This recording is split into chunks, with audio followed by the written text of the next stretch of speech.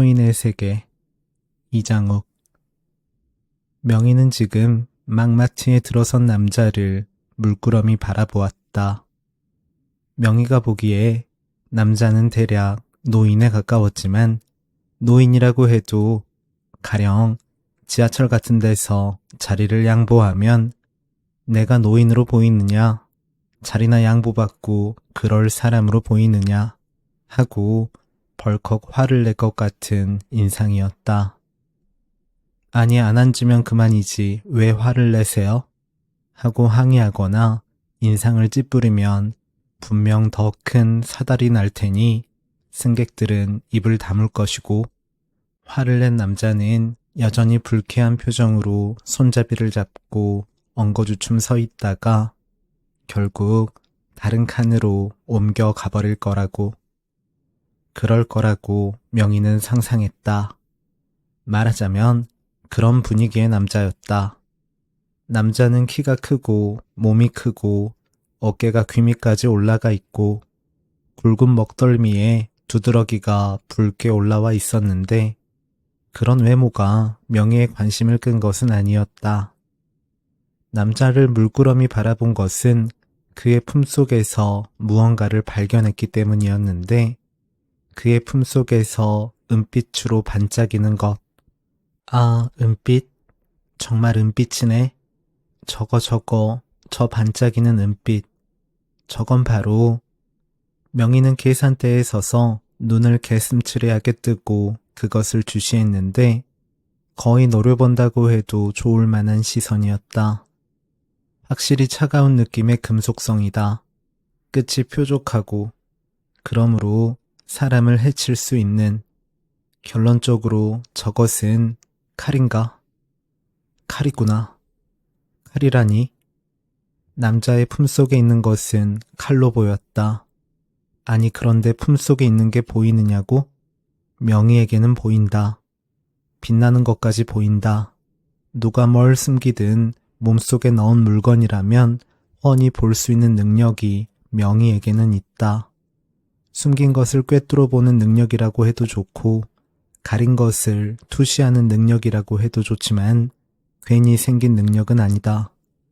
명희가 오랫동안 이런저런 마트와 다양한 종류의 업장에서 캐셔로 일하며 터득한 능력이었으므로 한 번도 어긋난 적이 없었는데 정말 단 한 번도. 남자는 오른손을 자신의 왼쪽 품에 넣고 있었고 그건 확실히 품속에 무언가를 쥐고 있는 자세였다. 단추를 두어 개 풀어놓은 야전 상의 안으로 은빛으로 빛나는 칼을 쥐고 있는 게 보였다. 은빛으로 빛나는 칼이라고 해서 커다란 식칼이라든가 회칼을 연상하면 곤란한데 왜냐하면 그것은 작고 앙증맞은 과도였고 명희가 보기에 마트의 C라인 생활용품 코너로 들어가면 위에서 세 번째 칸에 매달려 있는 것 중 하나인 것 같았다.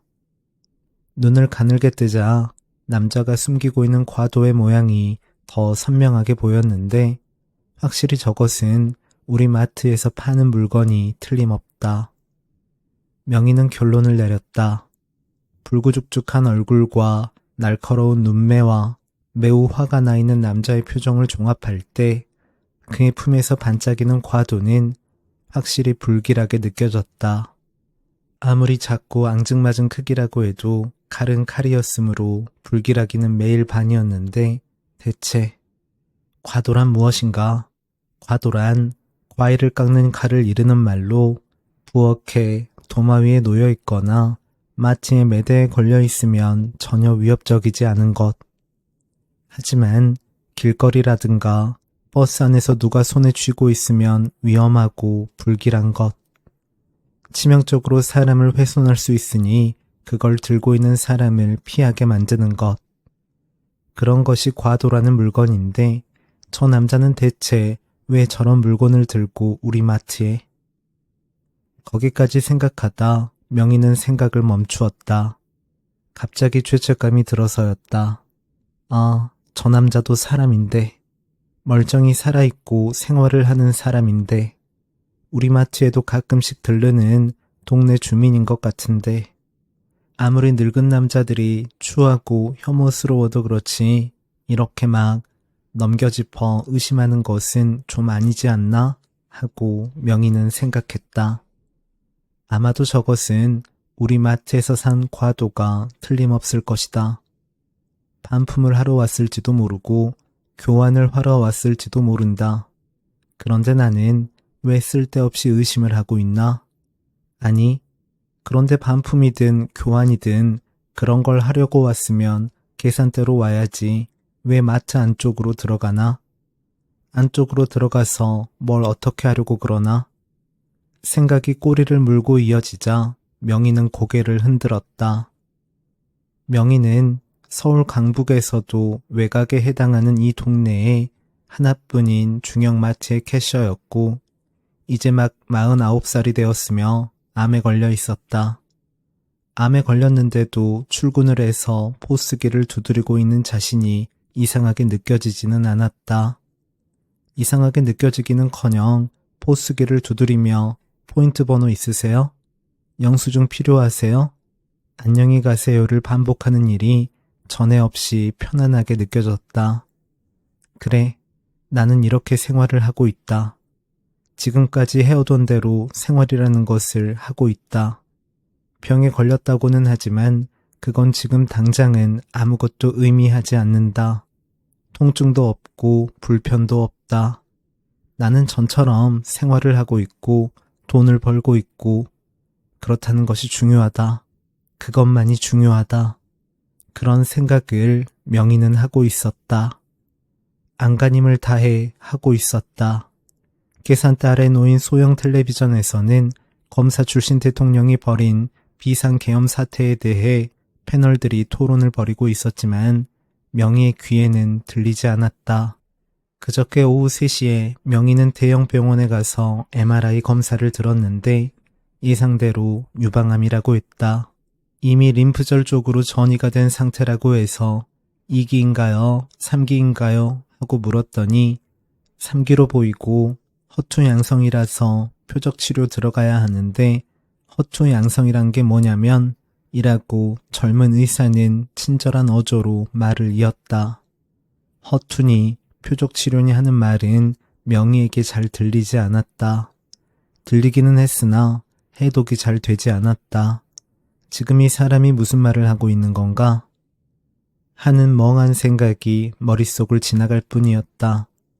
10수년 전에 명희는 암에 걸린 엄마의 배에 미슬토 주사를 놓아준 적이 있었는데 오늘은 그 기억이 정말 엊그제처럼 떠올랐다.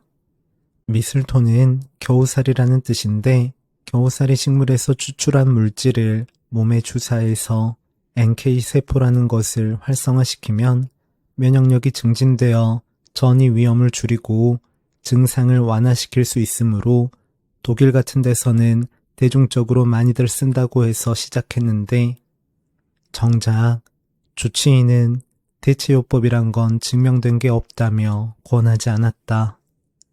하지만 명희는 그런 것을 믿고 싶었고 믿어야 했고 믿을 수밖에 없었기 때문에 엄마의 배에 직접 주사바늘을 꽂아 미슬토 수액을 주입했다. 매일 주입했다. 그러던 어느 날 명희는 놀라운 광경을 보았는데 엄마의 뱃속에서 미슬토 수액이 세포와 혈관 사이로 스며들어 온몸으로 퍼져나가는 모습이었다. 기하학적 문양이 엄마의 배에 아로새겨졌고 그 모양이 아름답게 보였으니 투시력이란 이런 것인가? 인간의 몸이란 이렇게 신비로운 것인가 하는 생각이 절로 들었다. 명희는 그 문양을 매일 물끄러미 바라보았지만 엄마는 얼마 안 가 세상을 떠났다. 장례식장에서 명희는 그나마 미슬토 수액 때문에 고통을 줄일 수 있었노라고 조문객들에게 말했지만 정말 그랬는지는 명희와 죽은 명희 엄마를 비롯해서 아무도 알 수 없었다. 시간이 흘러 명희는 이제 미슬토 주사를 자신의 배에 놓을 때가 되었다는 것을 알았다. 그러면 NK세포가 활성화되어 암세포를 죽여줄 것이다. 명희는 미슬토 수액이 복부로 스며들어 온몸으로 퍼져가는 기하학적 문양을 다시 떠올렸다. 자꾸 떠올렸다. 그렇게 떠올려도 잠은 새벽까지 오지 않았는데 월세와 식비와 각종 공과금과 전기통신비와 경조사비와 혜수의 용돈과 학원비 등속을 포함해 계산을 맞춰보았을 때 어떻게 되든 지금은 마트 일을 쉴 수 없다는 결론에 이르렀다. 암보험이라고 해야 겨우 1,000만 원짜리 하나뿐이니 그걸로는 초기 치료비나 간신히 될 수 있을 것이다. 그렇다는 것은 일을 계속하지 않으면 생활비를 감당할 수 없다는 뜻이고, 그렇다는 것은 사장을 포함해 아무에게도 병에 걸렸던 사실을 발설하지 말아야 한다는 뜻이고, 명희는 잠이 들어서도 혼몽 속을 헤매다가 정확하게 6시 25분에 깨었는데 늘 그렇듯이 6시 30분에 맞춰놓은 알람이 울리기 딱 5분 전이었다. 명희는 매일 알람이 울리기 딱 5분 전에 깨어났는데 어떻게 이런 게 가능하지? 그거 참 신기하네 하고 생각하지는 않았다. 익숙하다는 것, 반복된다는 것, 몸에 밴 것은 늘 이렇게 사람을 지배하지. 명희는 그렇다는 것을 잘 알고 있었다. 혜수가 아직 잠들어 있는 것을 확인하고 명희는 출근을 했다. 혜수는 명희의 딸이지만 재수생이었고 까탈스러웠고 말이 없었다. 혜수는 미술토 같은 대체요법 주사제를 명희의 배에 놓아줄 것 같지 않았다. 혜수는 가끔 혼자 뭐라 궁시렁거리기나 좋아해서 대화가 되지 않았는데 연애는 모르지만 결혼은 하지 않을 것이고 설령 한다고 해도 애는 절대 낳지 않을 것이며 모성 같은 건 다 만들어진 구라라는 것이었다. 그렇다는 것은 엄마처럼 살지 않겠다는 뜻이라고 노골적으로 선언하기까지 했다. 아니 만들어진 구라라니? 구라란 허구라는 뜻인가? 뻥이라는 뜻인가? 거짓말이라는 뜻인가? 내가 너를 어떻게 키웠는데 엄마의 사랑이 구라라는 것인가? 명희는 빽 하고 소리를 지르려다 문득 입을 다물었다. 생각해보면 혜수가 명희처럼 살지 않겠다는 거야 누구보다도 명희 자신이 바라는 바이고 지금 자신이 옛날로 돌아가도 혜수와 비슷한 생각을 할 게 틀림없다는 직감이 든 탓이었다. 연애는 모르지만 결혼은 하지 않을 것이고 설령 한다고 해도 애는 절대 낳지 않을 것이며 라고 생각할 게 틀림없지만 정말 그렇게 되면 젊을 때야 괜찮아도 나이 들면 후회할 텐데 명희는 힘없이 중얼거렸지만 결혼을 하고 아이를 낳고 열심히 키워도 나이 들면 후회하는 건 매일 반이니 하나마나 한 말이었다. 어쨌든 그년이 대학생은 되어야 내가 편히 죽지. 명희는 그런 생각을 하면서 마트 계산대에 서서 포인트 번호 있으세요? 영수증 필요하세요? 안녕히 가세요를 반복했는데 그러는 와중에 마트에 들어온 남자를 발견한 것이었다. 은빛 칼을 품에 숨긴 남자를 발견한 것이었다. 명희는 불현듯 저 남자가 과도로 자신을 죽여주었으면 좋겠다는 생각이 들었는데 그러면 합의금이나 배상금을 받을 수 있지 않을까? 저 남자가 가난뱅이라 돈이 없다고 하면 나라에서라도 대신 내주지 않을까 하고 생각하다가 아니 대체 왜 나라에서 그런 돈을 대신 내주나? 그럴 리가 없지. 계엄 같은 이상한 짓이나 벌이는데 하고 또 생각하다가 나는 왜 어째서 무엇 때문에 이런 바보 같은 생각에 사로잡혀 있는 건가 싶어 자괴감이 들었다. 명희는 고개를 절레절레 흔들다가 조금은 앙칼진 마음이 되어버렸다. 마트에 과도를 들고 온 남자가 무엇을 하든 상관없다. 명희에게 다가와 다른 칼로 교환해달라고 하든 환불을 요구하든 상관없다. 계산대 안으로 난입해 목덜미에 차가운 칼을 들이대고 돈을 내놓으라고 협박을 해도 상관없다고 생각하게 되었다. 확실히 이런 건 지금 명희의 정신 상태가 평소와는 다르기 때문이었지만 어쨌든 무슨 일이 벌어지든 상관없다.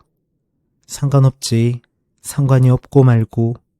하지만 만일 그런 일이 정말로 벌어진다면 남자의 손목을 당수로 쳐서 과도를 떨어뜨리고 박치기로 남자의 눈탱이를 가격하고 동시에 무릎으로 불알을 깨버림으로써 이게 가능하냐고? 가능하다.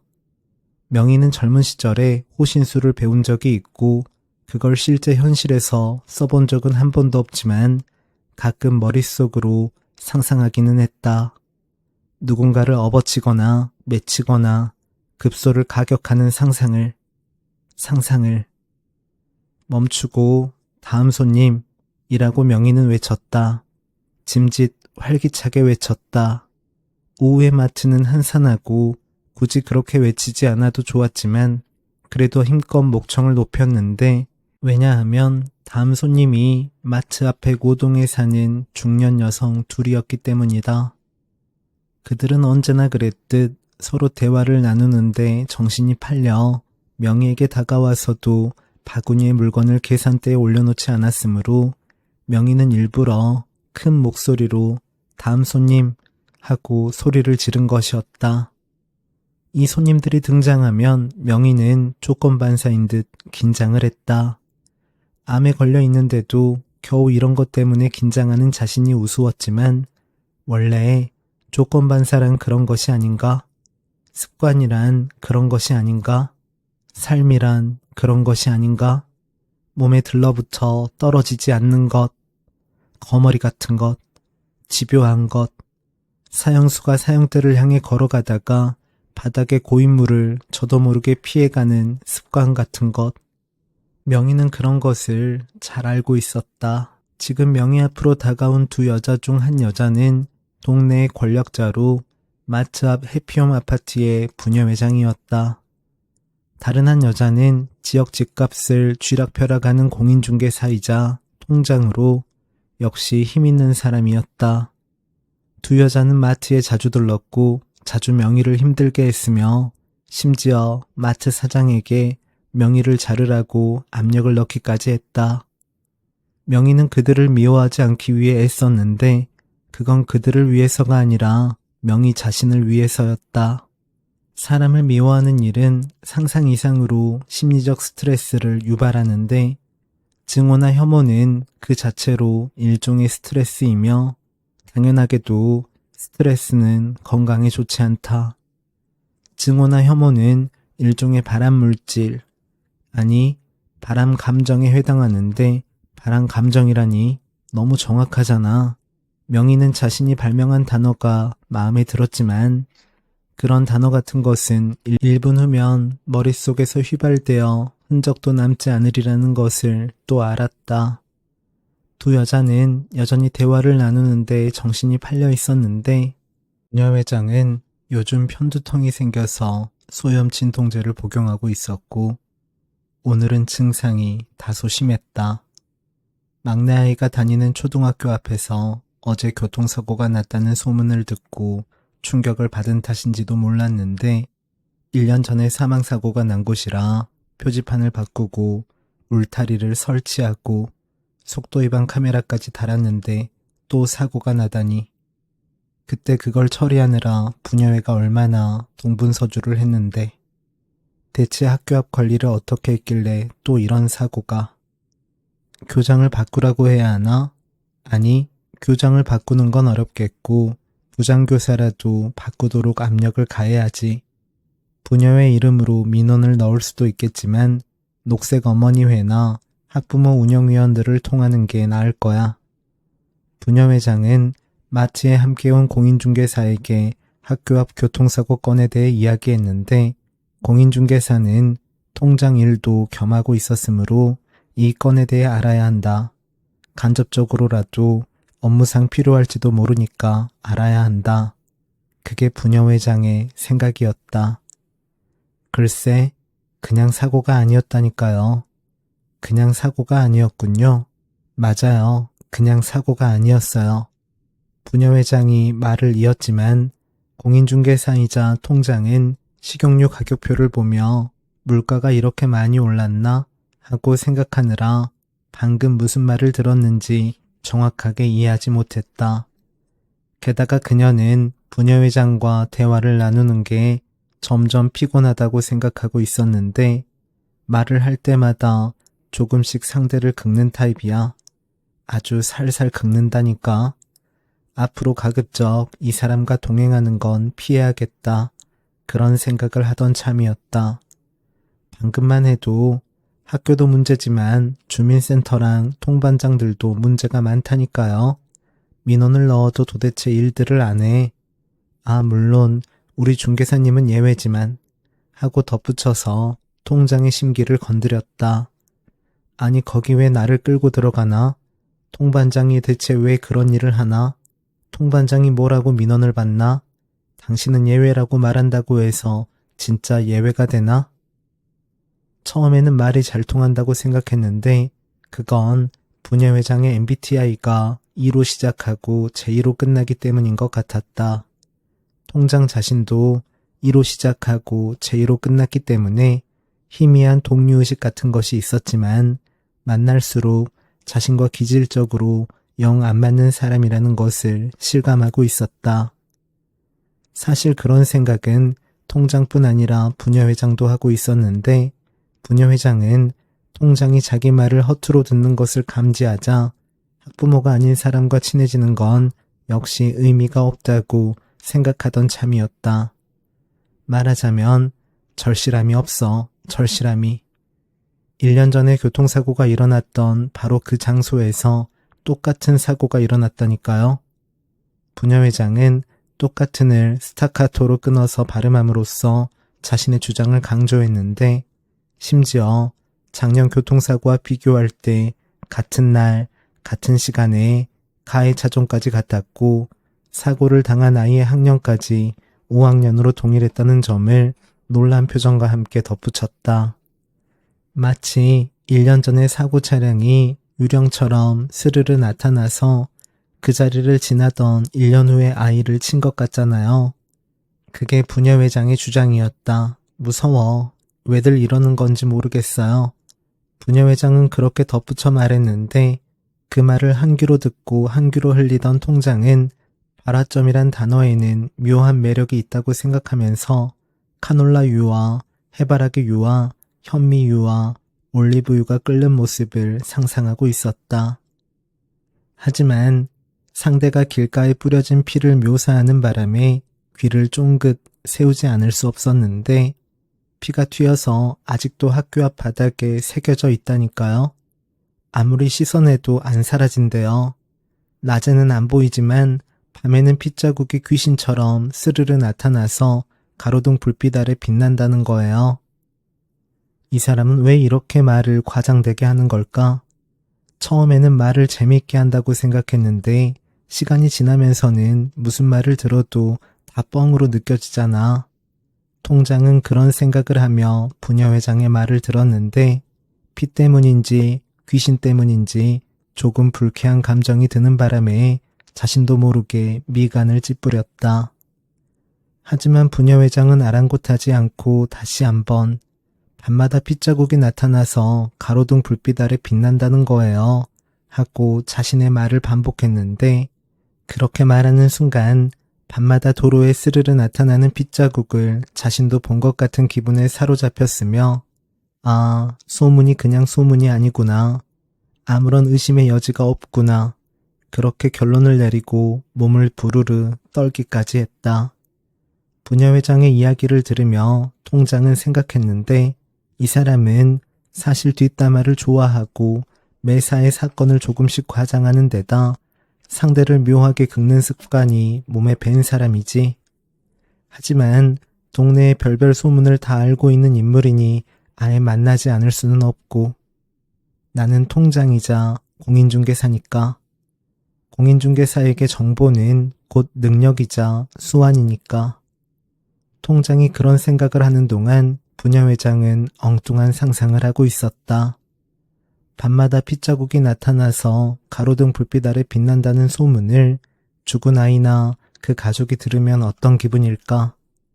가령 마트에서 모르는 사람이 지나가면서 이런 이야기를 하는 걸 들으면 부녀회장은 희미한 죄책감을 느꼈지만 그것을 죄책감으로 인지한 것은 아니었다.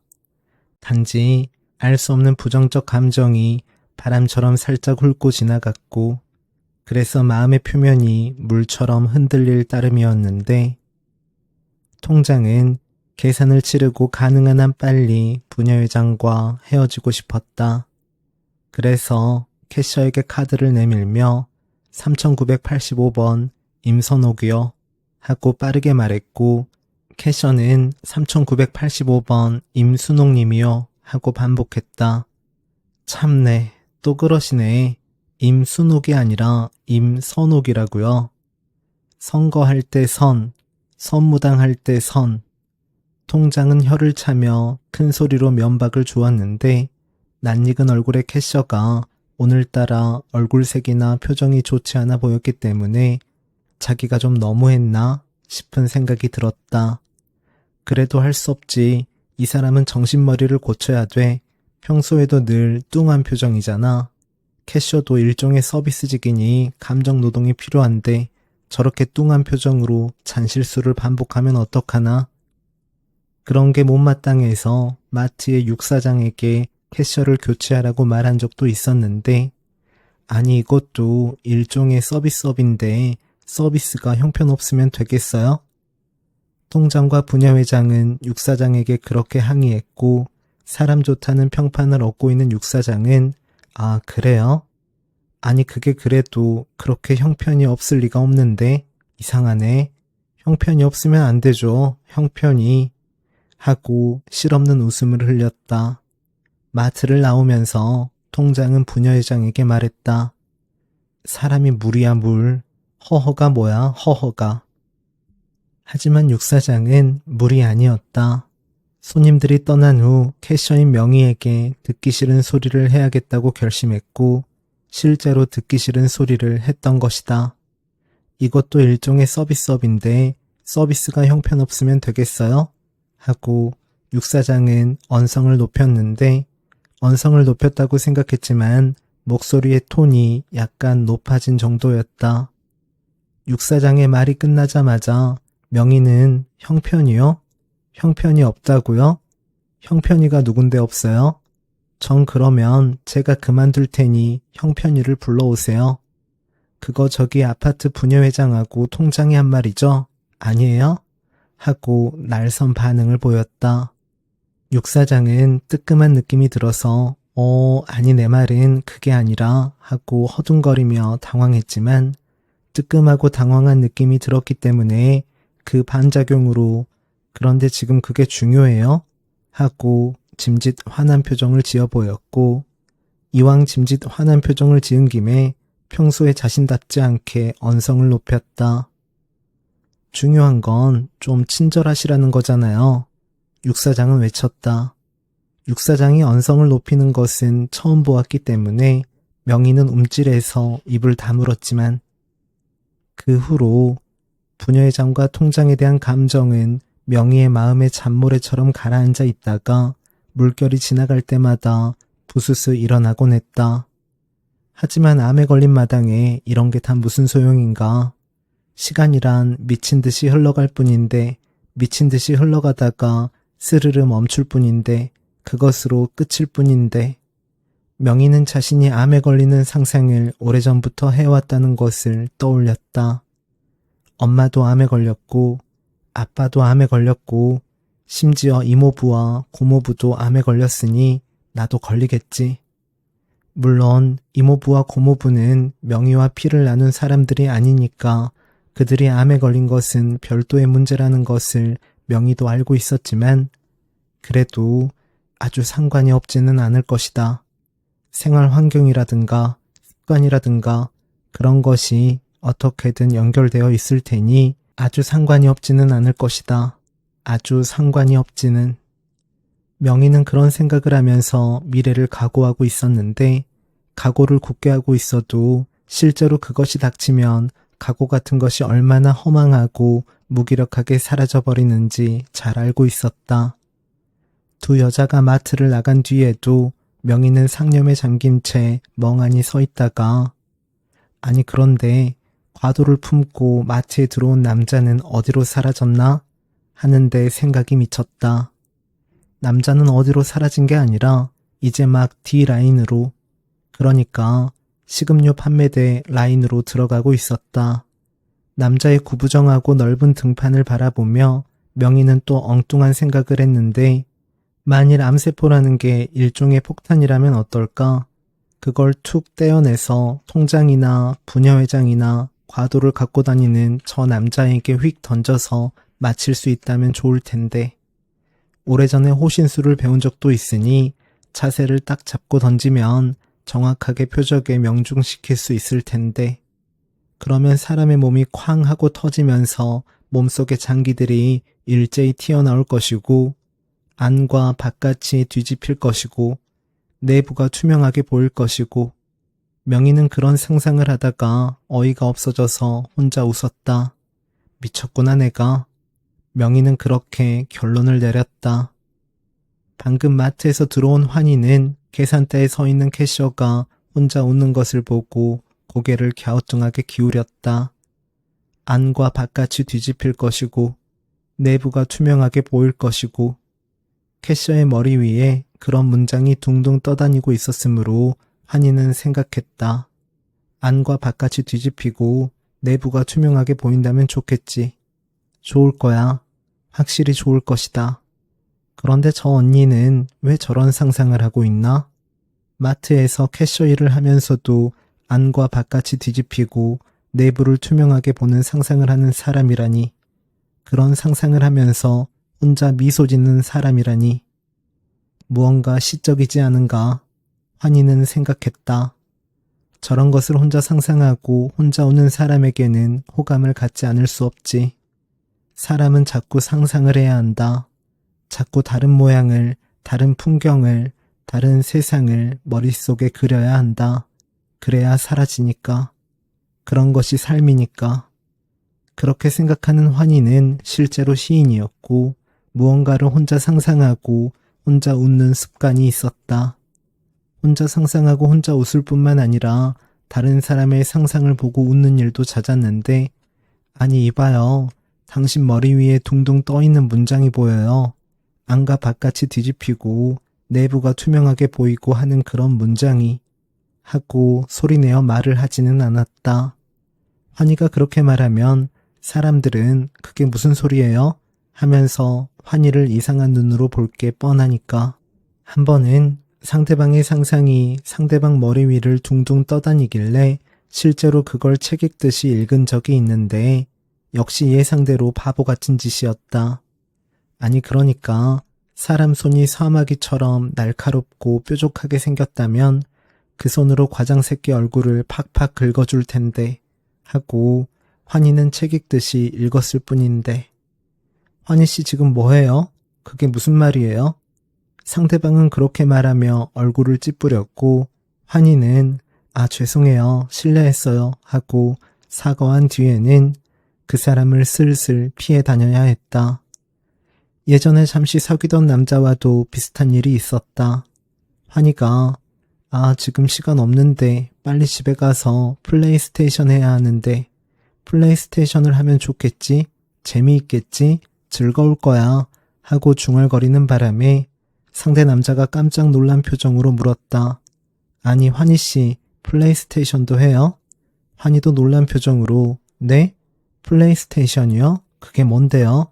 하고 반문하자 아니 지금 플레이스테이션이라고 했잖아요. 빨리 집에 가서 플레이스테이션 해야 한다면서요.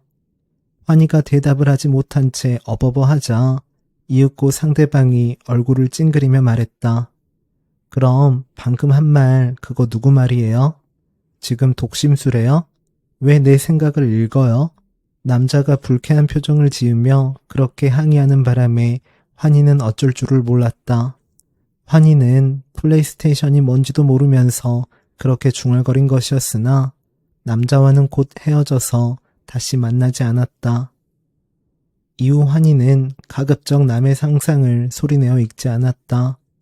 적어도 남의 상상을 읽을 수 있다는 걸 티내지 않기 위해 노력했다. 고등학교 때 처음 그런 현상이 나타났는데 환희는 남의 상상을 읽는 것은 능력인가, 증상인가, 질병인가, 재주인가 하고 자문해보기까지 했지만 모르겠다. 당황스럽긴 해도 나만 모른 체 하면 되지. 어쨌든 묘하게 즐거운 일이기도 하니까. 환희는 그렇게 결론을 내렸다. 이상하고 엉뚱한 상상을 하는 사람들은 되게 권위적이지 않고 욕심이 별로 없고 남에게 해를 끼치지 않지. 자꾸 뭐에 당첨되고 돈을 마구 벌고 부귀영화를 누리는 상상을 하는 이들도 대개는 평범하고 성실하게 생활하는 사람들이다. 노골적으로 야하고 포르노 같은 상상을 하는 이들도 있었지만 경찰에 신고할 수도 없고 완력으로 제압할 수도 없었으므로 환희는 물끄러미 바라볼 뿐이었다. 폭력적이고 음침한 상상을 하는데도 겉으로는 친절하고 다정한 사람들을 만나면 상상이란 상상일 뿐이고 이 사람의 본 모습은 이렇게 친절하고 다정한 모습이다. 그렇게 생각하려고 노력했다. 노력해도 잘 되지 않아서 슬슬 피해 다녀야 했지만 그러다가 또 문득 남의 상상을 읽는 나는 범죄자 아닌가? 남의 프라이버시를 침해하는 거니까 명백한 범죄 아닌가?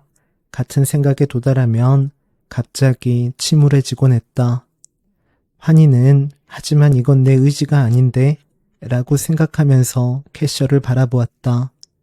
가만히 바라보았을 뿐인데 캐셔의 얼굴에는 어느 결의 미소가 사라져 있었다. 표정이 차갑게 굳어 있었다. 캐셔의 머리 위에 둥둥 떠있던 글자들도 말끔하게 사라져버렸기 때문에 사라졌다 하고 환희는 중얼거렸는데 이번에는 캐셔가 환희 쪽으로 시선을 돌렸다. 환희를 바라보려고 그러는 줄 알았는데 환희가 아니라 환희 뒤편의 어딘가를 바라보는 것도 같았다. 환희가 고개를 돌려 캐셔의 시선을 쫓았더니 덩치 큰 노인이 할인마트의 D라인을 나와서 C라인으로, 그러니까 식음료 판매대 라인을 나와 생활용품 판매대 라인으로 들어가는 게 보였다. 명희는 남자의 넓은 등짝을 보고 있었고 환희는 뭘 보아야 할지 정확하게 알지 못했기 때문에 똑같은 것을 보고도 아무것도 못 본 것이나 마찬가지였다. 명희는 저 남자 넓고 음침한 등짝만으로도 심상치 않은데 하고 생각했고 환희는 단지 C라인 쪽에서 물건을 고르고 있는 노인이 보일 뿐이었다. 환희는 그쪽으로 걸어갔다. 노인을 향해 간 것이 아니고 샴푸와 린스를 고르기 위해 생활용품 판매대 쪽으로 갔을 뿐이었다. C라인에는 키가 크고 몸이 크고 어깨가 귀까지 올라가 있고 목덜미에 두드러기가 붉게 올라와 있는 노인이 서 있었다. 노인이라고는 해도 가령 마트 같은 데서 어깨를 살짝 부딪히면 눈을 부라리며 인상을 쓸 것 같은 흉흉한 분위기의 노인이었다. 아니 이런 사소한 일로 그렇게 눈을 부라리세요? 환희가 의아한 시선으로 쳐다보면 노인은 불쾌한 표정을 풀지 않은 채 환희를 지나쳐 다른 라인으로 옮겨가 버릴 것 같았다. 환희는 노인을 물끄러미 바라보았지만 노인의 머리 위에는 아무 글자도 떠있지 않았다. 상상 같은 건 하지 않는 사람이 틀림없는데 하긴 마트에서 생활용품을 사면서 무언가를 상상하거나 묘한 문장을 떠올리는 사람은 없으니까. 환희를 제외하고는. 환희는 긴 머리를 뒤로 묶었고 작은 체구를 갖고 있었고 시인이었다. 환희를 처음 만나 인사를 나누는 사람들은 시인이시라고요? 하며 유쾌하게 놀란 표정을 짓고는 환희를 위아래로 살펴보고는 했다. 마치 시를 쓰는 일이 43kg의 체구와 무슨 필연적인 관계라도 있다는 듯이. 환희의 애인은 노마였는데 노마는 처음 만났을 때 저도 한때는 시인 지망생이었어요 하고 말했다. 환희가 시인이라는 걸 알고도 심상한 표정을 지었는데 세상에는 시인이 많아서 이제는 별로 특별한 존재가 아니라는 걸 잘 아는 사람 특유의 표정이었다. 특별한 존재가 아니어도 시인이 많다는 건 좋은 일이고 시인이 많은 세상이 더 좋은 세상이라고 생각하는 사람의 호의적인 표정이었다. 환희는 그게 좋았다.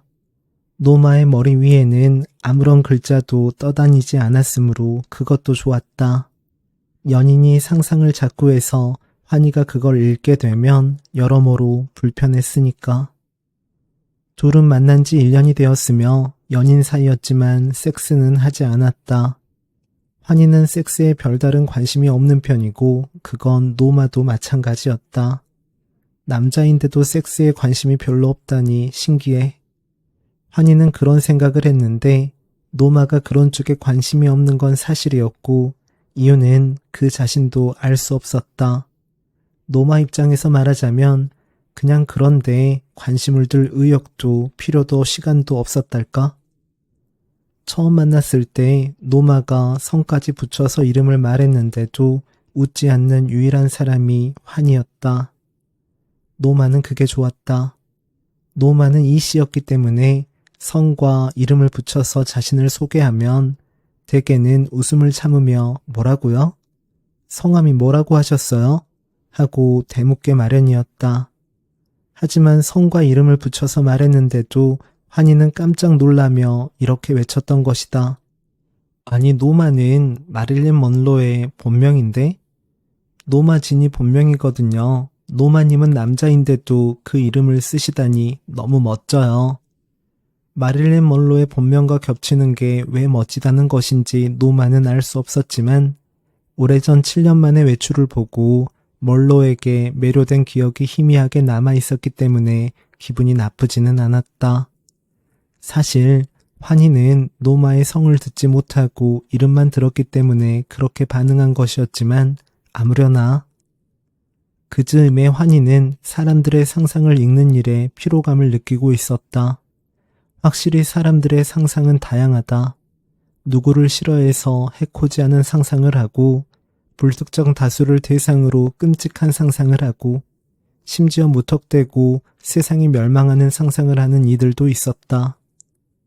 그들은 대개 자기가 만든 상상에 사로잡혀 옴짝달싹하지 못했는데 가령 대통령이 되어 계엄을 일으키고 총칼로 반대파를 처단하는 상상을 한다면 어떤가? 다른 사람도 아니고 대통령이 그런 상상을 반복하다가 상상에 완전히 사로잡혀 옴짝달싹하지 못한다면 어떤가? 환희는 그런 생각을 하면서 공포와 분노에 사로잡혔는데 다행히도 노마는 그런 종류의 피로감을 주지 않았다. 머리 위에 아무런 글자도 떠다니지 않았으니까. 노마의 집에서 드디어 처음으로 섹스를 한 날이었다. 섹스 후의 노마의 표정에 나른한 만족감 같은 것이 힐끗 보이기는 했는데 거기에는 환희가 없었다. 연인인 환희도 없었고 기쁨을 뜻하는 환희도 없었다. 노마와의 섹스에서 별다른 느낌을 받지 못한 것은 환희도 마찬가지였으므로 쌤쌤이라고 생각했다. 노마는 자신의 성기를 만지작거리며 말을 했는데 발기란 무엇인가 하면 여기 이 해면체 쪽으로 혈액이 들어와서 부풀어 오르는 거거든요. 원래는 정맥혈이 흐르는 곳인데 성적 자극을 받으면 정맥혈이 아니라 동맥혈이 들어오는 거예요. 동맥혈이 정맥혈보다 산소 포화도가 높기 때문에 해면체가 부풀어 오르는 거죠. 노마는 비뇨기과 의사처럼 말했는데 실제로 노마는 비뇨기과 의사였다. 섹스를 과학적으로 이야기하는 노마가 좋다고 환희도 생각했지만 아마도 이 사람과는 조만간 헤어지겠구나. 환희는 그렇게 생각하면서도 그리 서운하지 않아서 그게 더 서운했다. 환희는 샴푸와 린스를 사기 위해 마트에 들렀고 몸집 큰 노인은 물건을 사러 온 것 같지 않았다. 지금 저 노인은 마트의 상품들에는 아무런 관심이 없구나. 노인의 머리 위에 떠있는 문장을 보고 환희는 그것을 알았다. 거기에 쓰여있는 것은 무슨 말인지 알 수 없었다. 거기에 쓰여있는 것은 무슨 말인지 알 수 없었다. 환희는 고개를 갸웃하고는 노인을 찬찬히 살폈다. 노인은 노인이라도 젊은이 두어쯤은 완력으로 밀어버릴 수 있을 만한 몸집, 게다가 오른손을 품에 넣은 수상한 자세, 무엇보다도 노인의 머리 위에 엉켜있는 이상한 문장들. 환희가 그런 것을 생각하는 동안 노인은 품에 넣은 것을 꺼내 확인했는데 환희가 보기에 그건 작은 과도였다. 과도. 그러니까 과일을 깎는 데 쓰는 칼. 노인의 머리 위에 떠다니는 기호들이 또 다른 기호들로 변하는 것을 환희는 물끄러미 바라보았다. 할인마트 육사장은 그때 마트 안쪽에 위치한 정육 코너에 서 있었다. 어딘지 멍한 표정이었고 육사심이 칼을 손에 들고 있었다. C라인에 서 있는 노인을 볼 수 있는 위치였지만 육사장의 안중에는 노인이 없었다. 작은 과도를 품에서 꺼내 주의 깊게 확인하는 노인을 의아하게 바라볼 수도 있었지만 육사장은 그렇게 하지 않았다. 상념에 빠져 있었기 때문에 노인을 보고 있어도 실제로 볼 수는 없었으니까. 육사장은 마트의 정육 코너를 맡아 운영하다가 아예 마트 전체를 인수해 사장이 된 경우였다. 원래 그럴 생각은 전혀 아니었는데 마트의 주인이었던 친구가 떠넘기다시피 한 것이었다. 친구는 소주를 마시며 말했다. 환멸에 빠졌어. 환멸? 환멸? 무슨 환멸? 육사장은 환멸이라는 단어가 낯설어서 그렇게 되물을 수밖에 없었다. 실망이면 실망이고 짜증이면 짜증이지 환멸은 뭔가? 환멸이라니 그건 어떤 감정인가? 그런 단어는 애들 보는 교과서에나 나오는 게 아닌가? 나이를 먹을 대로 먹은 사람이 왜 그런 유치한 단어를 쓰나? 육사장은 의아한 표정을 지었지만 마트의 주인이자 친구는 엉뚱한 대답을 했다. 이 나라를 떠날 거야. 동문서답 같기도 했고 아닌 것 같기도 했지만 육사장은 반감을 느꼈다. 아니 이 사람이 평소에도 정치 이야기만 주워 섬기고 시도 때도 없이 태극기를 들고 시위에 나가길래 그런가 보다 했는데 왜 갑자기?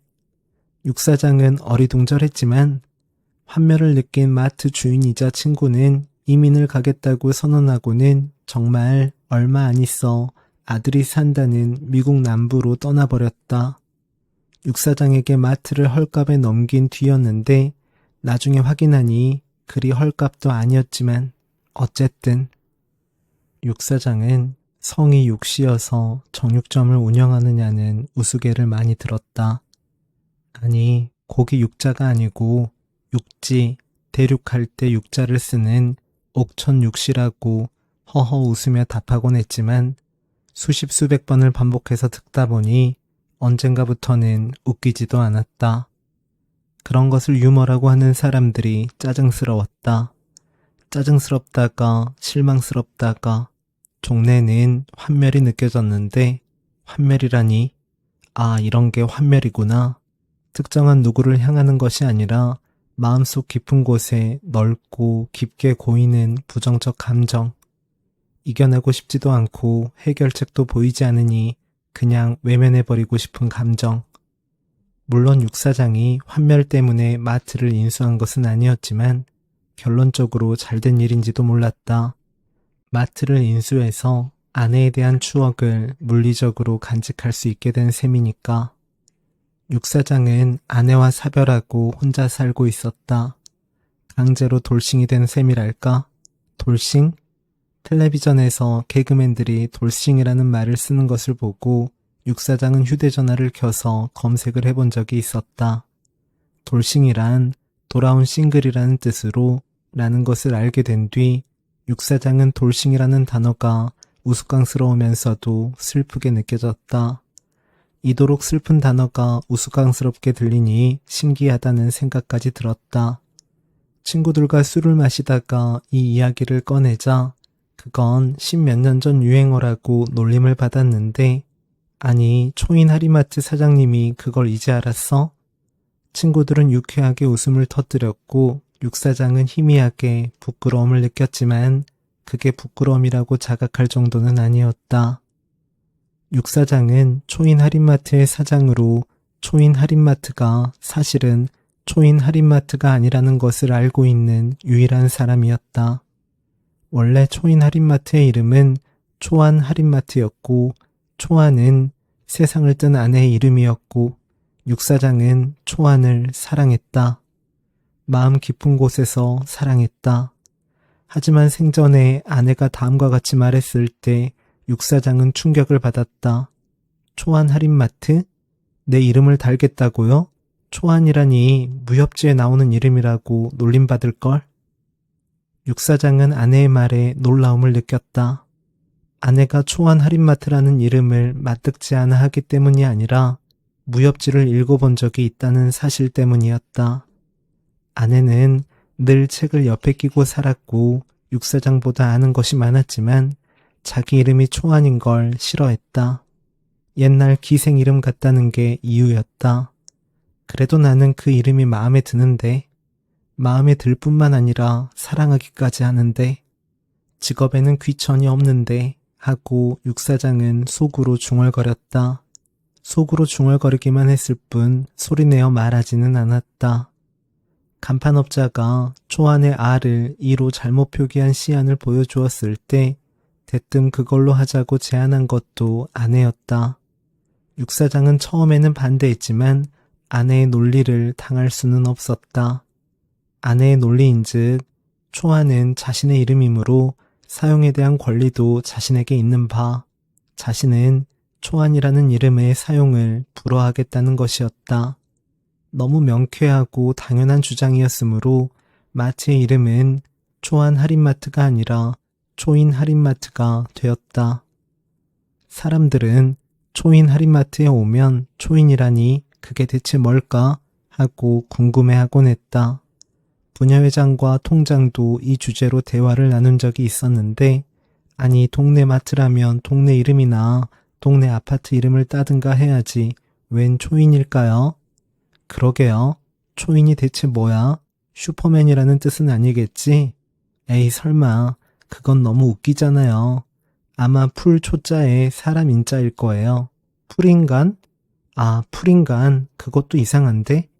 아니 그런데 옛날에는 여기 마트가 아니라 슈퍼가 있지 않았나요? 슈퍼마켓? 부녀회장과 통장은 그런 실없는 대화를 나누면서 실없는 웃음을 흘렸다. 나중에 두 사람이 육사장에게 저 초인이라는 게 슈퍼맨이라는 뜻이에요? 풀인간이라는 뜻이에요? 하고 다그치듯 물었을 때 육사장은 얼결에 아 그야 슈퍼맨이죠. 슈퍼마켓맨 하고 웃어버렸다. 나중에 혼자 있을 때 육사장은 풀인간? 풀인간이 뭐야? 하고 중얼거렸는데 젊을 때 도배를 한 적이 있어서 풀이라고 하면 벽지 바를 때 쓰는 풀이 먼저 생각났기 때문이었다. 하지만 아내는 초인의 초가 풀초자에 풀이면 더 좋겠다고 했었지. 육사장은 또 감상에 젖어들었다. 풀인간, 풀로 엮어 만든 인간, 풀처럼 연약하지만 또 풀처럼 강인한 인간, 풀처럼 누웠다가 풀처럼 일어서는 초인. 그래, 슈퍼맨보다 낫네. 육사장은 자신이 평범한 사람이라는 것을 알고 있었다. 어린 시절부터 한 번도 위인이 되고 싶다고 생각한 적은 없었다. 히어로를 부러워한 적도 없었다. 슈퍼맨이고 슈퍼마켓맨이고 간에 상관없잖아. 사람들이 마트의 이름을 뭐라고 해석하든 알 바 아니고 중요한 것은 이런 것이다. 아내 이름이 마트 간판에 희미하게 흔적을 남기고 있다는 것. 그것을 나만이 알고 있다는 것. 그걸 생각하면 어쩐지 위안이 되었다. 그 위안은 우울한 감정에서 헤어나오는데 도움이 되었으므로 육사장은 초인 할인마트의 정육 코너에 하루도 빠짐없이 나와서 일을 했다. 열심히 일을 했다. 일을 하다가 우울한 생각에 빠져들어도 일을 했다. 일을 할 때도 우울한 생각에서 헤어나오지 못했지만 일을 안 할 때보다는 나았기 때문에 오늘도 육사장은 고기를 정성스럽게 자르고 자른 고기들의 무게를 재어 일일이 포장을 했다. 기계적으로 했다. 초안이 떠난 지 벌써 5년이 되었는데 아직도 물속에 가라앉아 있는 느낌이었다. 이래서는 안 되겠다. 슬픔에 젖은 눈을 들어 현실을 직시하자. 육사장은 일을 하면서 다시금 그런 결심을 했다. 실제로 육사장은 생고기를 직시하고 고기에 잘린 단면을 직시하고 스티로폼 용기로 감싼 비닐을 직시했다. 그러다가 고개를 들었다. 마트라는 세계를 직시하기 위해서였는데 그때 육사장의 눈에 노인이 보였다. C라인 끝에 서서 손에 든 무언가를 살펴보고 있는 노인이 보였다. 육사장은 눈을 개슴츠레하게 떴다. 저 손님은 과도를 손에 들고 있구나. 육사장은 우울의 물속에 잠겨 있다가 겨우 물 밖으로 고개를 내밀었기 때문에 노인의 행동이 무엇을 의미하는지까지는 해석하지 못했다. 과도는 과도이고 과도란 과일을 깎는 데 쓰는 물건이고 그것은 마트에서도 파는 품목이었기 때문에. 눈을 개슴츠레하게 뜨고 노인을 바라본 사람은 또 있었는데 그이는 초등학생이었고 소년이었다. 소년은 엄마를 따라 마트에 왔고 엄마가 오늘따라 기분이 좋다는 것을 잘 알고 있었다. 브로콜리와 양상추에 붙어있는 가격표를 바라보다가 엄마가 권이는 커서 절대 대통령이나 판사나 검사나 의사 같은 건 되지 마. 절대 되지 마. 권이는 커서 권이가 하고 싶은 거 해. 라고 말하는 것을 소년은 흘려듣고 있었다. 지금 소년의 관심사는 대통령이나 판사나 검사나 의사 같은 것이 아니라 저기 보이는 저 덩치 큰 할아버지였다. 할아버지는 주위를 둘러보고 있었는데 저 할아버지 좀 이상한데? 저 할아버지 뭘 사러 온 것이 아니다. 저 할아버지 어쩐지 무서워. 소년은 그런 생각을 하고 있었다. 할아버지에게서 살기가 느껴졌지만 소년이 살기라는 단어를 알고 있는 것은 아니었다. 단어를 몰라도 소년은 그것, 즉 나쁜 기운을 느꼈으므로 어쩐지 무슨 일이 일어날 것 같아.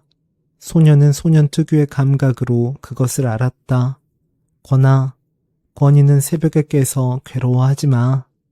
소년의 엄마는 야채 코너에서 홍당무와 피망과 로메인을 집어 플라스틱 바구니에 넣으며 말했다. 유럽 상추는 없네. 양상추나 그냥 상추보다 비싸지만 아삭한 식감이 좋은데. 소년의 엄마는 그렇게 중얼거렸고 소년도 그 중얼거림을 들었는데 엄마가 오늘 새벽에 깨어 혼자 괴로워했다는 것도 소년은 알고 있었다. 어제가 소년의 일주기였다. 정확하게 1년 전 학교 앞에서 발생한 교통사고로 소년은 사망했다. 소년은 사망했지만 소년의 엄마는 소년과 대화할 수 있었고 어딜 가든 소년이 곁에 있는 듯 혼잣말을 했다. 소년은 그 혼잣말 덕분에 자신이 아직 엄마 곁에 있다는 것을 알았고 엄마가 혼잣말을 멈추면 자신도 사라지리라는 것을 알았다. 생전에 웹툰 같은 데서 보아 알고 있던 사후의 규칙 그대로였는데 그걸 실제로 경험하게 될 줄은 몰랐다. 그때 소년의 엄마는 방금까지 마트를 돌던 두 여자가 했던 말을 떠올리고 있었다. 글쎄, 그냥 사고가 아니라니까요. 그냥 사고가 아니었군요. 맞아요. 그냥 사고가 아니었어요. 여자들이 소년에 대한 이야기를 하고 있다는 것을 소년의 엄마는 직감으로 알았다.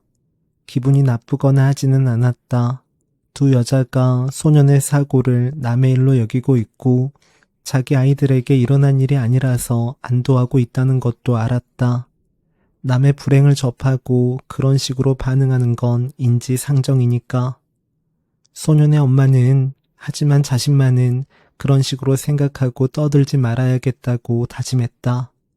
남의 불행이 나의 불행이 아니라는 이유로 안도하는 마음에 지지 말아야겠다고 다짐했지만 이미 너무 늦어버렸어. 소년의 엄마는 두 여자가 하는 이야기를 또 들었다. 1년 전 사고의 판박이처럼 어제 똑같은 곳에서 똑같은 사고가 일어났다는 이야기였는데 그 말을 듣는 순간 끔찍하게도 기묘한 위안이 느껴졌다. 위안? 위안이라니? 나의 불행이 나만 겪은 것이 아니라서 느끼는 위안이라니. 남도 같은 불행을 겪었기 때문에 느끼는 위안이라니.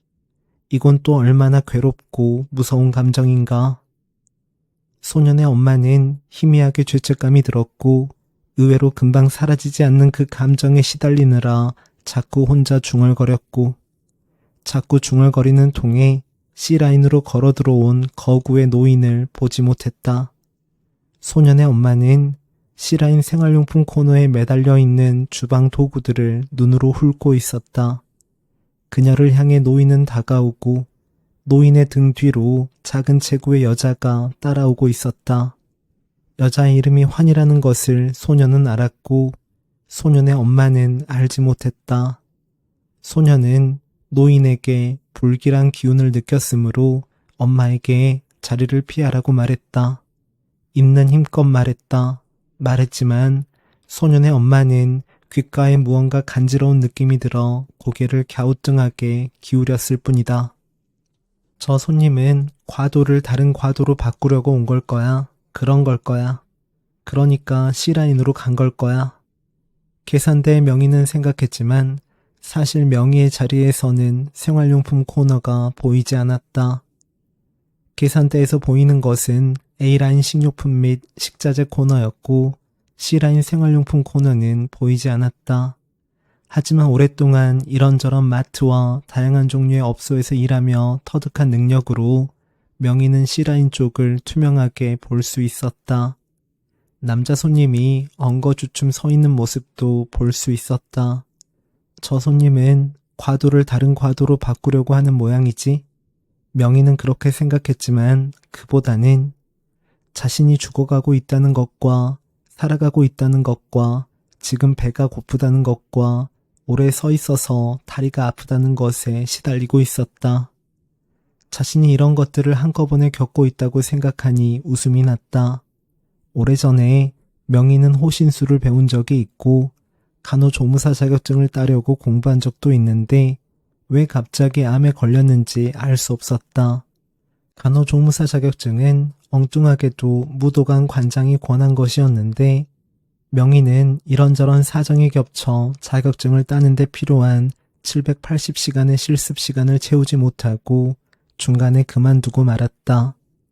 무도관 관장은 무도인답게 단단한 체구가 돋보이는 청년이었고 무술이란 사람을 죽이는 것이 아니라 살리는 것이어야 한다는 신념을 시간 날 때마다 반복해서 강조했다.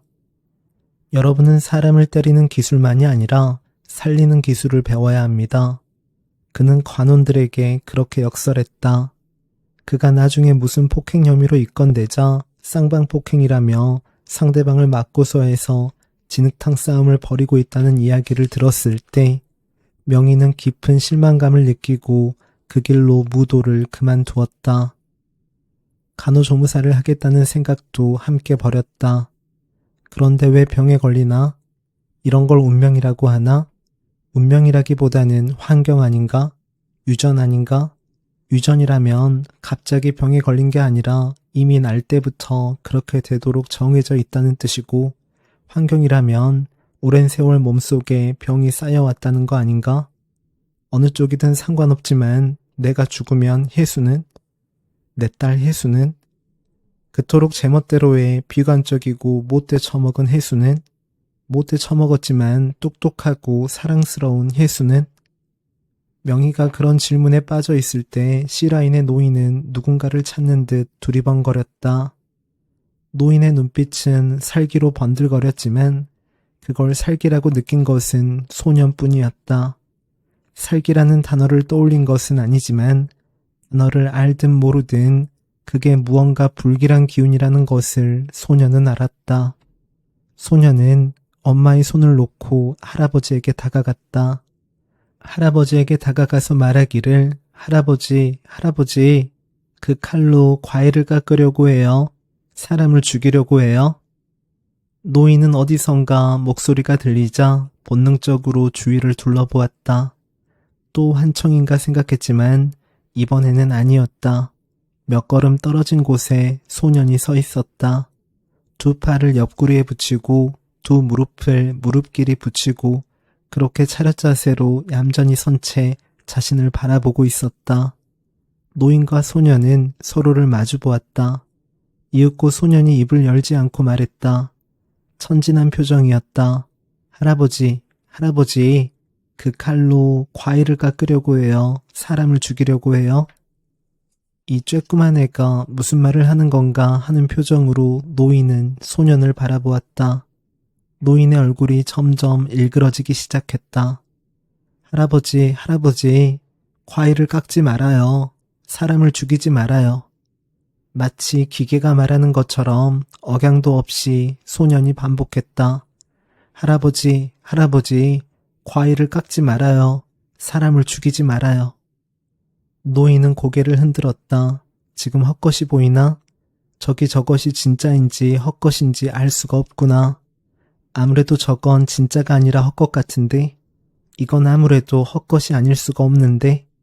노인은 그런 생각을 하며 소년을 노려보았는데 소년은 실제로 헛것이었다. 헛것이어도 소년은 노인을 똑바로 마주보고 있었다. 소년의 눈에 눈물이 그렁그렁 매달리는 것을 보고 노인은 내 놈이 이 세상 것이냐 저 세상 것이냐 하고 중얼거렸다. 요즘 자꾸 어디서 헛소리가 들리고 먼 곳에 목소리가 들리고 귓가에 뭐라 떠드는 자들이 있더니 이제는 저런 헛것이 보이는구나. 노인은 잠시 눈을 감았다가 떴다. 다시 눈을 감았다가 떴다. 소년은 사라지지 않고 여전히 그 자리에 서서 노인을 바라보고 있었다. 초인 할인마트에 들어오기 전에 노인은 박치국이에게 전화를 했다. 덜덜 떨리는 손으로 전화를 했다. 치국은 전화를 받지 않았다. 치국은 노인보다 8살이 어리지만 오래전부터 형 동생하며 친구로 지내온 자인데 아내를 꼬드겨 자꾸 헛바람을 넣고 헛짓을 하게 만들었으니 형이고 동생이고 간에 더 이상 친구라고 할 수 없었다. 아내는 3천만 원이 훨씬 넘는 빚을 지고 오리무중 사라져버렸다. 노인을 떠나 아예 어디 먼 지방 친구 집으로 가버린 모양인데 그게 어디인지 도무지 알 수 없었다. 결국 돈 문제, 돈 따위의 문제인가 싶었지만 문제는 그게 아니었다. 돈이야 갚으면 되는 것이다. 전세금을 빼서라도 갚으면 되는 것이다. 돈이란 있다가도 없고 없다가도 있고 그나저나 이 여편네는 대체 어디서 뭐라고 자빠져 있는 건가? 마누라 치마폭에 쌓여 사는 놈이 지랄 맞기는. 치국이 그런 식으로 면박을 주지 않았더라면 좋았을 것이다. 좋았겠지. 좋았을까? 그럴 리가. 문제는 면박이 아니라 돈이고 돈이 아니라 감정이고 감정이 아니라 아내이다. 아내는 치국의 소개로 마트 일을 하다가 진상짓을 하는 손님에게 대들어서 잘렸고 치국이라는 작자는 그런 아내를 꼬드겼고 아내의 폐에 헛바람을 넣어 결국은 헛짓을 하게 할 정도로 휘둘러 대지 않았는가. 치국은 헛바람을 넣은 건 자신이 아니며 자신은 오히려 피해자라고 변명을 해댔지만 대체 둘이서 시내까지 나가 다단계 회사에는 왜 갔다는 말인가. 셋도 아니고 넷도 아니고 둘이서, 단 둘이서. 노인은 혼자가 된 후 두드러기 때문에 고생을 했다. 무슨 알레르기 반응이라고 했지만 그런 것은 아무래도 상관없었다. 당장 이 가려움증을 없애주시오. 노인의 말에 의사는 항히스타민제를 처방했는데 그래도 노인의 가려움증은 사라지지 않았고 그러니 끊임없이 중얼거리는 수밖에 없었고 긁고 싶다니까. 박박 긁어서 피부를 다 벗겨내고 싶다니까. 칼로 살을 다 도려내고 싶다니까. 노인은 연신 그렇게 중얼거렸지만 쓰레기 같은 인간에게 꼬드김을 당한 여편네는 연락처도 남기지 않고 사라져버렸지. 두드러기 때문에 몸을 긁고 자꾸 긁다 보면 어디서 환청이 들려. 아내 목소리 같기도 하고 아이 목소리 같기도 하고 무슨 기계 목소리 같기도 한 환청이 들려. 뭐라고 하는지 잘 알아먹지는 못해도 자꾸 뭐라 하는 목소리가 들려. 그런데 그게 환청이 아니라 진짜 사람의 목소리라는 걸 알게 된 것은 최근이었다. 재수씨가 네 놈이 좋아서 살아준 줄 아느냐? 빈둥거릴 때 빈둥거리더라도 빚은 갚고 빈둥거려야지 라는 말도 그렇게 해서 들은 것이다. 이상한 목소리가 들리는 귀가 하나 더 생긴 그런 느낌이랄까? 그날은 아무래도 견디지 못해 술이라도 마시려고 박치구기를 찾아간 것인데 마트에도 없고 전화도 안 받고 날이 그만 어두워 동네 삼겹살집을 지나가다가 그 목소리를 들었다. 초인 할인마트에서 멀지 않은 작은 삼겹살집으로 근방 노인들에게는 밥집이자 술집이기도 했다. 그건 환청일 리가 없는 사람의 목소리였고 의심의 여지가 없는 치국의 목소리였고 내용으로 보아 확실히 노인에게 하는 말이라는 것을 노인은 단박에 알았다. 목덜미를 벅벅 긁으며 알았다. 재수씨가 네 놈이 좋아서 살아준 줄 아느냐? 빈둥거릴 때 빈둥거리더라도 빚은 갚고 빈둥거려야지. 너댓 살이나 어린 놈의 새끼가 평소에도 재수씨 하면서 뭉치는 걸 오냐 받아줬더니 아주 치국이 이 새끼가 돈 좀 빌려줬다고 치국이 이 새끼가 아주 유세를 떠는구나. 내 놈이 하는 말이 내 귀에 안 들릴 줄 아는가? 나는 모든 목소리를 면전에서 듣듯이 들을 수 있다. 아주 먼 곳에서 떠드는 목소리도 들을 수 있다. 내 놈이 마음속에 숨겨서 하는 말까지도 들을 수 있다. 나에게는 그런 능력이 있다. 이렇게 똑똑히 들리는데 이번에도 그런 말을 안 했다고 잡아댈 텐가? 한 적이 없다고 잡아댈 텐가? 노인이 전화로 치국을 다그친 게 오늘 오전이었다. 자기는 그런 말을 한 적이 없다고, 니놈이 늙고 병들어서 그런 빌어먹을 헛소리를 듣는 거라고 치국은 노인에게 면박을 주었지만 말도 안 되는 변명이지. 말이 안 되는 변명이다. 말이 안 되는 변명이고 말고. 왜냐하면 노인은 박치국이가 그런 말을 한 시간과 장소까지 콕 집어 지목했고 치국은 아니 그때 내가 그 삼겹살집에서 술을 마신 걸 대체 어떻게 알았느냐며 확연히 당황했던 것이다. 하지만 그건 지나간 일이다. 지나간 일 때문에 오늘 박치국에게 칼을 들고 찾아온 것은 아니다. 지나간 일 때문에 술 처먹고 한 말 몇 마디 때문에 겨우 그런 것 때문에 박치국이 이 새끼를 죽이고 나도 죽겠다고 찾아온 것이 아니다. 두드러기가 온몸에 번져 미칠 것 같아. 두드러기가 온몸에 번지는 동에 노인은 잠을 못 이루었고 잠을 못 이루니 술이라도 마셔야 했다. 그래야 조금이라도 잘 수 있었다. 노인은 휴대폰을 귀에 대고 치국이에게 그런 말을 하려고 했지만 연결이 되자마자 놈은 이렇게 말했지. 아니, 연결이 되자마자가 아니라 전화를 끊은 뒤인지도 모르지만 확실히 그런 말이 들렸다. 노인의 귀에 들렸다. 재수씨는 이미 다른 사람과 정분이 난 지 오래이고 그건 다 네 놈 탓이다. 누구와 정분이 났느냐고? 나지 누구겠냐? 아, 이놈이 지난번에도 지랄 맞은 놈이라는 말을 아무렇지도 않게 해대길래 추궁하자 변명만 일삼았지. 시간과 장소까지 되면서 추궁하자 꼼짝도 못하고 당황했지.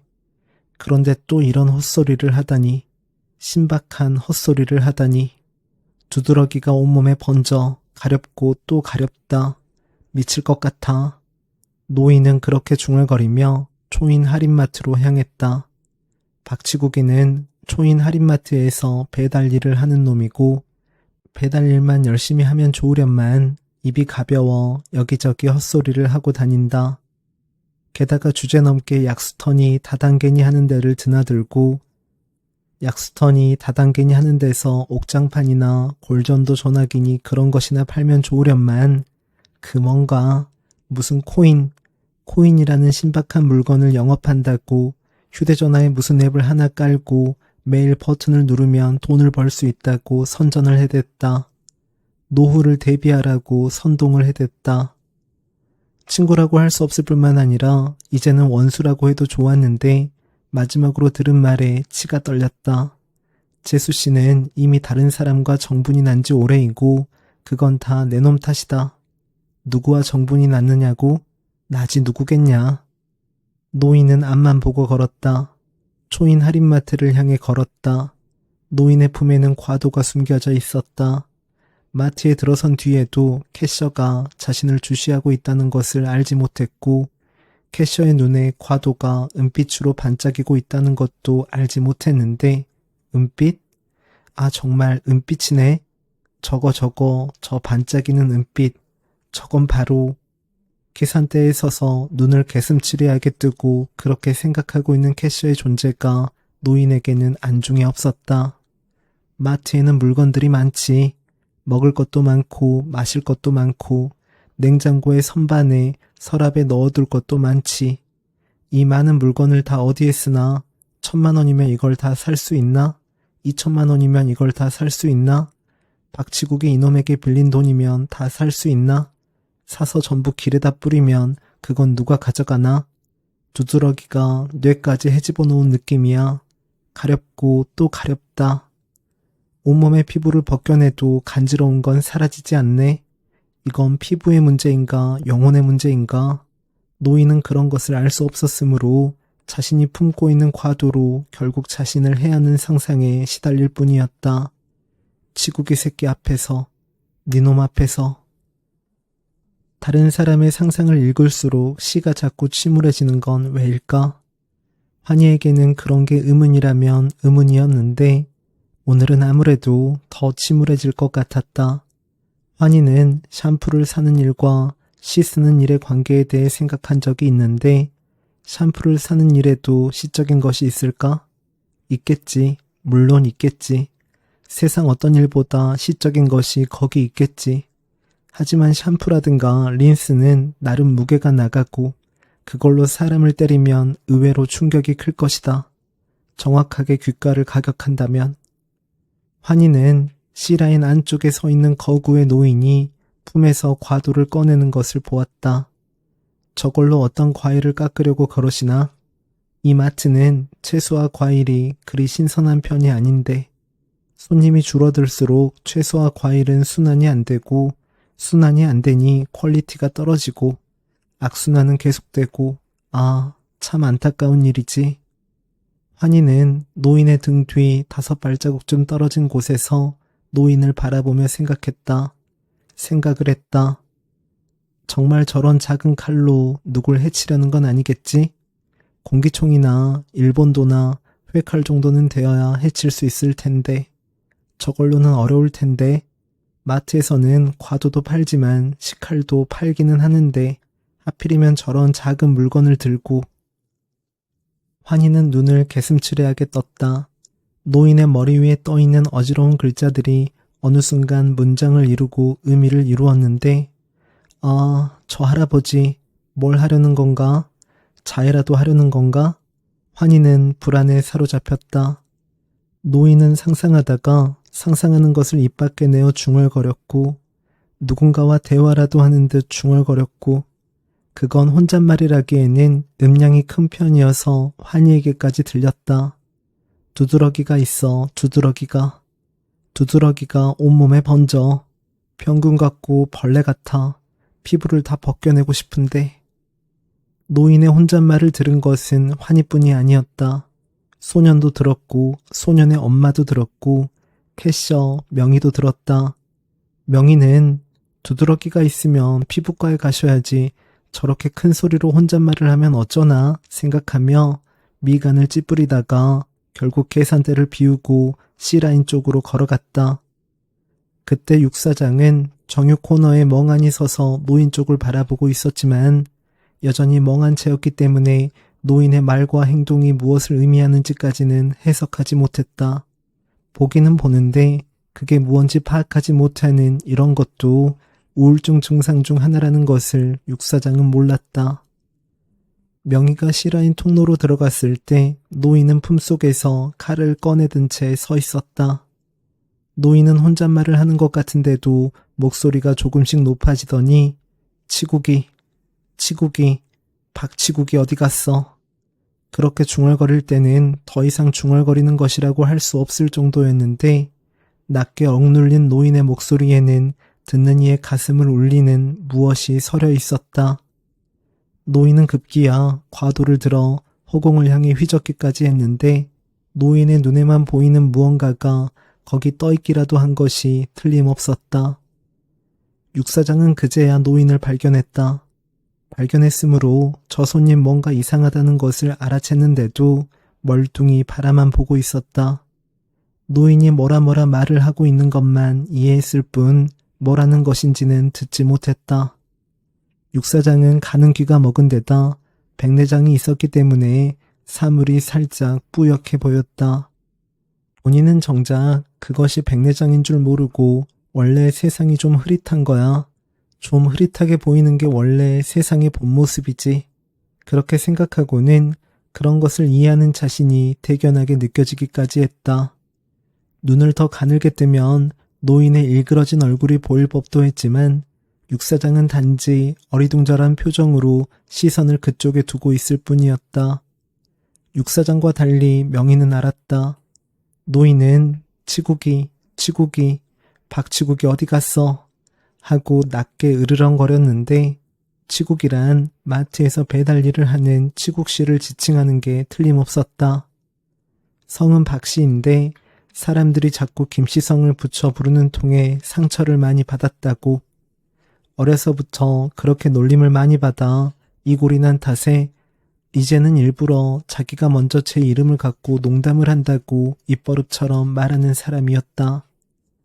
치국이라는 이름은 사실은 좋은 이름인데 왜냐하면 수신제가 치국 평천하에서 따온 치국이거든요. 내가 김씨가 아니라 박씨인 것은 말하자면 신의 한 수인 것이죠. 김씨였어봐요. 그게 좀 거시기하고 그렇지 않겠어요? 그렇게 말하는 치국씨는 60대 후반으로 명희보다 나이가 한참 많은데도 꼬박꼬박 존댓말을 했다. 명희에게 가끔 인생이 허망하다고 칭얼댈 때를 빼면 성실하고 순박한 사람이었지만 칭얼대는 게 좀 넘칠 때가 있었기 때문에 명희는 그를 깊이 대상으로 찍어놓고 있었다. 마트 폐점 시간에 치국씨가 또 인생이 외롭고 허무하다고 우는 표정을 지으면 명희는 단호하게 소리를 쳤다. 아니 인생이 허망하면 여기서 이러지 말고 집에 가서 소주 한잔하고 물구나무를 서라니까요. 그러면 치국씨는 눈을 둥그렇게 뜨고 응? 물구나무요? 물구나무? 물구나무를 왜? 하고 웅얼거리며 어리둥절한 표정을 짓는 것이었다. 치국씨는 지금 배달을 나가서 돌아오지 않았는데 저기 저렇게 좁은데 혼자 서서 없는 사람을 찾으면 뭐하나? 명희는 그런 생각을 하며 C라인 입구에 서서 노인을 바라보았다. 노인은 저 앙증맞은 과도를 들고 치국씨를 해치려는 모양이지. 하지만 치국씨는 아직 마트에 돌아오지 않았고 이제 거의 돌아올 때가 다 되었고 돌아오기 전에 저 노인을 어떻게든 내쫓아야 하는데 명희는 재빨리 계산대로 돌아가 경찰을 불러야 하나 생각했지만 경찰을 부르면 또 여러모로 뒤처리가 복잡해질 것을 알았다. 예전에도 마트 안에서 담배를 피우고 시비를 거는 손님이 있어 경찰을 불렀더니 이런저런 조사가 필요하다고 외려 신고자인 명희를 자꾸 경찰서로 나오라고 했지. 나이 지긋한 경찰 아저씨가 명희에게 흑심이 있는 거라고 누가 농담을 했지만 똑같은 농담을 육사장이 하니까 하나도 재미가 없어 면박이나 주고 말았었다. 노인의 앞쪽으로는 멀찍이 떨어진 곳에 중년 여자 손님이 바스켓을 손에 든 채 물건을 고르고 있었고 노인의 등 뒤쪽으로는 키 작은 여자 손님이 어쩐지 멍한 자세로 서 있었다. 노인은 키 작은 여자와 중년 여자 사이에 서서 치국이, 박치국이 이 새끼 하고 으르렁거렸는데 내가 온몸이 가려워 죽겠다. 피부가 다 벗겨질 것 같다 이놈아 하고 중얼거릴 때는 목소리가 조금씩 높아졌고 급기야 치국이 박치국이 어디 있어 이 새끼야 하고 한껏 억눌린 목소리로 외칠 때는 리듬까지 타고 있었다. 노래를 부르듯이 사람 이름을 불렀지만 확실히 외친다고 해도 좋을 정도의 데시벨이었다.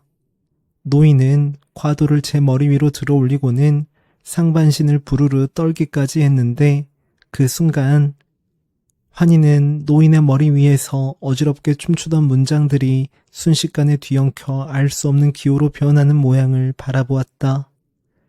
소녀는 노인의 몸속 심장에서 흘러나온 피가 급격하게 느려지는 모습을 바라보았다.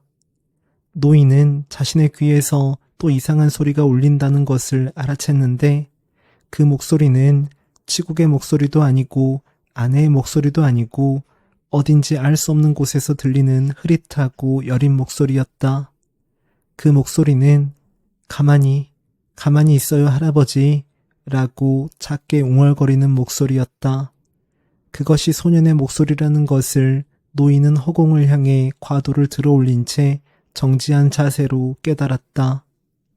이 모든 일은 단 10초 만에 벌어졌으므로 마트 안의 사람들은 아직 무슨 일이 일어난 것인지, 무슨 일이 일어날 것인지, 뭘 어떻게 해야 하는지 알 수 없었으므로 이 모든 일이 곧 종결되리라는 것을 이해한 이는 소년뿐이었다. 그리고 모든 일을 이해한 소년이 그곳에 서 있다는 것을 아는 사람은 노인뿐이었다.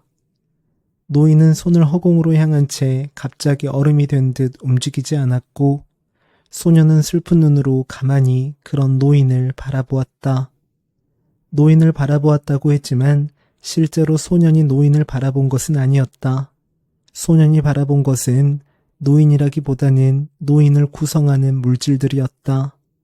노인의 피부와 피하지방과 뼈와 근육과 혈관 속을 흐르는 피였다. 피는 심장에서 흘러나와 온몸을 돌아 목의 혈관을 타고 올라가 노인의 뇌 쪽으로 흘러들어 흐르다가 서서히 멈추고 있었다.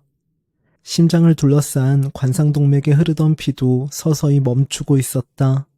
노인의 심장은 점점 움직임이 느려졌는데 물론 소년이 관상동맥 같은 단어를 아는 것은 아니었으니 단지 노인의 심장 주위에서 일어나는 일을 물끄러미 바라볼 따름이었다. 소년에게 그것은 아주 조용하고 자연스러운 과정처럼 보였으므로 바람이 불고 비가 내리고 어둠이 스미고 겨울이 오는 것과 비슷한 느낌을 주었다. 노인은 과도를 떨어뜨리고 제 가슴을 부여잡았다. 커다란 몸이 슬로 비디오 속의 이미지처럼 천천히 무너지기 시작했다. 그가 무릎을 꿇고 가슴을 부여잡고 바닥에 손을 짚었을 때는 아, 저 사람 정신을 놓았구나 하는 것을 모두가 알았다. 소년도, 소년의 엄마도, 육사장도, 환희도, 명희도 그것을 알았다. 환희는 노인에게 달려갔다. 자해를 시도하면 소리를 지르든지 샴푸 린스통을 던지든지 해서 멈추게 할 요량이었는데 노인이 과도를 떨어뜨리고 제풀에 맥없이 주저앉아버린 것이다. 저 노인이 지금 앉고 싶어서 앉은 것이 아니라는 것을 환희는 직감으로 알았다.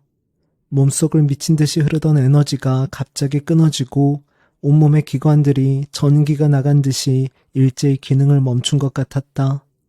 노인이 떨어뜨린 과도는 생활용품 매대 아래로 사라져버렸고 노인의 머리 위에는 해독이 불가능한 수많은 글자들이 미친 듯이 뒤엉키기 시작했다. 환희는 노인에게 달려들어 그의 몸을 붙잡는 동시에 119 불러주세요 하고 소리쳤다. 소년의 엄마는 아니 저 할아버지 왜 저래? 하고 소리를 치는 동시에 휴대전화를 꺼내 급하게 119를 눌렀다. 멍하니 이 모든 것을 바라보던 육사장도 정신을 차리고 육사심이 칼을 손에 든 채 C라인 쪽으로 달려갔지만 육사장보다 먼저 도착한 것은 명희였다. 명희는 노인을 바닥에 눕힌 후 야전 상의의 앞섭을 풀어 헤쳤다. 환희는 명희를 도와 노인의 팔다리를 붙잡았고 소년의 엄마는 휴대전화로 초인 할인마트의 위치를 알리느라 소리를 지르고 있었는데 그 순간 엄마의 눈에 소년이 보였다. 갑자기 나타난 소년이 쓰러진 노인의 머리맡에 서서 엄마를 바라보고 있었다. 엄마의 얼굴을 차분하고 고요한 시선으로 바라보고 있었다. 엄마는 소년의 얼굴을 바라보며 오랜만이구나. 잘 지냈니? 하고 다정하게 말하고 싶었지만 지금은 그럴 상황이 아니어서 격렬한 안타까움을 느꼈다. 격렬한 안타까움을 느낀 채로 초인 할인마트가 어디냐면요. 아니 거기가 아니고요 하고 외쳤다. 명희는 암에 걸렸지만 간호조무사 자격증을 따려고 노력한 적이 있으므로 노인이 쓰러지자마자 본능적으로 해야 할 일을 알았다. 심장이 마비가 되면 뇌출혈 때문이든 부정맥 때문이든 협심증 때문이든 골든타임이 지나면 회복이 불가능하다는 것을 명희는 알았다. 이 경우에는 일단 심장을 되살리는 것이 중요하므로 119가 도착할 때까지 호흡을 제자리로 돌려놓아야 했다. 명희는 노인의 가슴팍에 두 손을 모아 얹은 뒤 허리를 세우고는 있는 힘껏 충격을 가했다. 심정지보다는 차라리 갈비뼈가 부러지는 편이 낫다. 명희는 그런 심정으로 두 손을 끌어 모아 노인의 가슴에 충격을 가했고 환희는 안타까운 표정으로 노인의 다리를 주물렀으며 육사장은 어디서 사이렌 소리가 들리자 황급히 초인 할인마트 앞으로 달려나갔다. 그때 할인마트 쪽으로 다가온 것은 구급차가 아니라 지국씨가 모는 소형 승합차였는데 지국씨는 어쩐지 오늘 하루 종일 슬픈 기분에서 헤어나오지 못하고 있었다. 지국씨의 승합차에는 초인 할인마트라고 쓰여 있었고 구급차는 사이렌을 울리며 모퉁이를 급하게 돌아 초인 할인마트를 향해 달려왔고 세상의 모든 일을 한꺼번에 이해한 소녀는 노인의 심장이 희박하게 다시 뛰는 것을 물끄러미 바라보았다.